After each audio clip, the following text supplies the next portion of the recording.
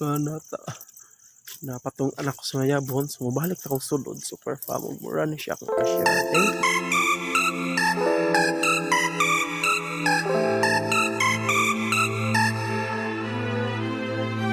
What's up, Super Fam? Super Mego Bay is in the house again for days.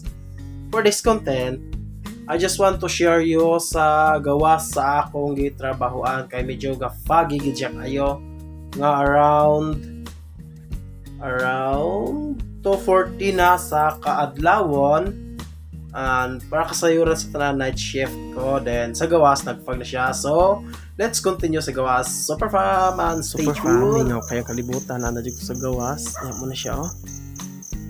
So very foggy kaayo siya. Before nag-share ko about ato buntag mo to siya sayo. So mo na siya, oh. Yeah. Dito, kung kaya ang mabinay ka lang.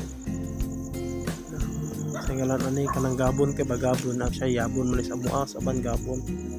Nasa about sa Gio katong vlog ko before. Nang dili lang takapalayo ko ta entrance pamahinay. Dayon, mo na siya diha. Pam, lakaw lang tagamay ha. Diha bagong building, boss.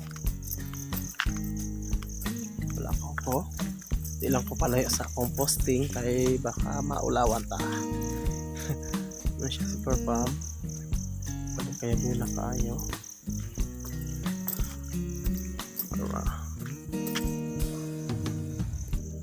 ang ilahang Gio muna na siya daw.